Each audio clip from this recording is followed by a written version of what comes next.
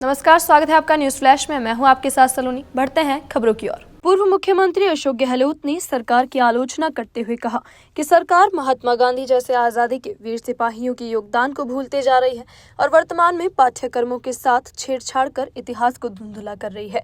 आज Rajiv Gandhi study circle Rajasthan इकाई द्वारा रविवार को प्रोफेसर पीसी व्यास मेमोरियल व्याख्यान समारोह का आयोजन किया गया। यह कार्यक्रम विद्याधर नगर स्थित बियानी गर्ल्स कॉलेज के उत्सव ऑडिटोरियम में पूर्वाह्न 11:30 बजे शुरू हुआ। इस व्याख्यान समारोह का विषय था स्वतंत्र भारत में शैक्षिक विकास, राजीव गांधी की दृष्टि और नई शिक्षा नीति 2020। कार्यक्रम में पूर्व मुख्यमंत्री अशोक गहलोत ने शिरकत की। मुख्य अतिथि के रूप में विजय महाजन ने शिरकत की। कार्यक्रम में विभिन्न शिक्षाविदों, छात्रों और सामाजिक कार्यकर्ताओं ने भाग लिया तथा शिक्षा नीति के ऐतिहासिक विकास और वर्तमान परिप्रेक्ष्य पर विचार साझा किए। इस अवसर पर वक्ताओं ने राजीव गांधी के शैक्षिक दृष्टिकोण की सराहना की और बताया कि किस प्रकार उन्होंने तकनीकी और उच्च शिक्षा को आमजन तक पहुंचाने की नींव रखी थी। साथ ही नई शिक्षा नीति 2020 के विभिन्न पहलुओं पर भी विस्तृत चर्चा हुई। समारोह का उद्देश्य युवाओं और शिक्षकों को समकालीन शैक्षिक बदलावों से जोड़ना और भविष्य की दिशा पर संवाद करना था। कार्यक्रम में चयनिका उनियाल, सुमित भगासारा, सौरभ राय भी उपस्थित रहे। कार्यक्रम को काफी सराहना मिली। मैं तो छेड़छाड़ करना इनकी फितरत में है। जब सरकार बनती बीजेपी की तो आरएसएस का एजेंडा यही है, इसलिए ये उसमें तो छेड़छाड़ करेंगे। ये इनकी फितरत के अंदर ही है। ये वास्तविकता लेके नहीं चलते हैं। ये आज़ादी की जो विरासत हमारी है उससे कभी बात करते हैं लोग कभी कि भाई क्या हुआ क्या नहीं हुआ। और नेता थे आज़ादी के बाद में, पंडित नेहरू थे, इंदिरा जी थे, जो भी थे, क्या इन्होंने कभी उनके बारे में कभी कोई बात की इन्होंने कभी अच्छा काम भी किया है और कुछ शिकायत हमारी है, कोई बात नहीं, तो बातें नहीं करते।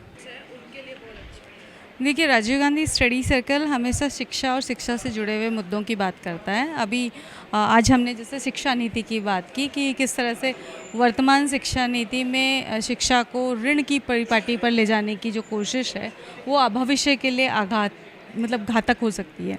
साथ ही साथ हम सिर्फ मुद्दों पे ही बात नहीं करते हैं, हम छात्रों के विकास के लिए बहुत सारे कॉम्पिटिशन्स हैं, उनके लिए सेमिनार्स हैं, वर्कशॉप है। अभी दिल्ली में हमने 2 दिन की वर्कशॉप रखी है जिसमें हम कैसे सोशल मीडिया का सही उपयोग किया जा सकता है वो उनको सिखाने जा रहे हैं।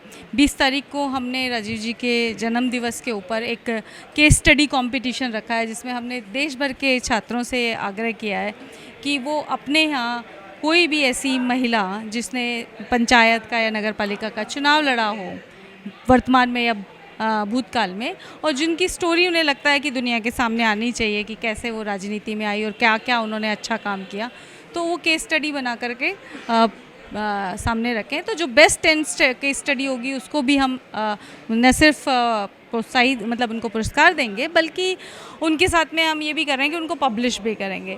तो इस तरह के बहुत सारे कार्यक्रम समय समय पर राजीव गांधी स्टडी सर्कल करता है और मेन उद्देश्य इसका यही है कि शिक्षा से जुड़े हुए मुद्दों को हम उठाएं और छात्रों के विकास में कैसे हम उनके लिए सहयोगी हो सकते हैं। जी, अगर वर्तमान सरकार की, केंद्र सरकार की बात की जाए या चाहे प्रदेश सरकार हो भाजपा की, इन्हें कभी भी कंस्ट्रक्टिव पॉलिटिक्स नहीं की और ना कभी इन्होंने विकास के जो सही मायने होते हैं, विकास के जो मानक होते हैं, चाहे शिक्षा हो, हेल्थ हो, और शिक्षा सबसे महत्वपूर्ण मानक होता है क्योंकि शिक्षा के आधार पर किसी भी समाज का भविष्य टिका होता है। तो शिक्षा से छेड़छाड़ करना यानी आप किसी देश के भविष्य के साथ और इतिहास के साथ छेड़छाड़ कर रहे हैं। इन्होंने केवल नाम बदले हैं रोडों के और इतिहास को इन्होंने तोड़ मरोड़ के इसलिए पेश कर रहे हैं ताकि इनको, क्योंकि इतिहास में इस पार्टी का और इनके नेताओं का भी कोई योगदान तो रहा नहीं, इसलिए बनावटी बातें करके और जो योगदान कांग्रेस पार्टी के नेताओं ने दिया, हमारे जो फ्रीडम फाइटर्स ने दिया, उसको बदलाव करने का काम ये निरंतर कर रहे हैं। लेकिन इससे आज की युवा समझ चुका है। अगर आप देखें तो अगर सोशल मीडिया पे भी लोग आजकल ये निरंतर अपनी बात रखते हैं।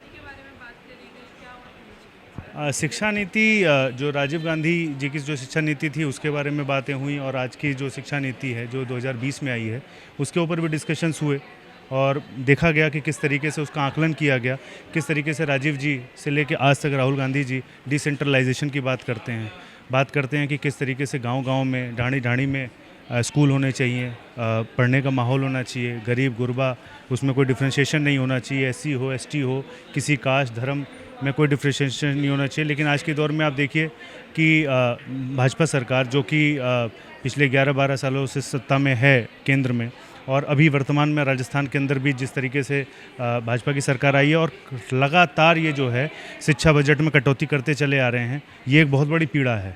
कहाँ मनमोहन सिंह जी की सरकार ने 5-5.5% तक जीडीपी शिक्षा बजट को बढ़ाया था और आज के दौर में वो फिर दोबारा लुढ़क के 2%, 2.5%, 2.25% तक जाके रुक चुका है।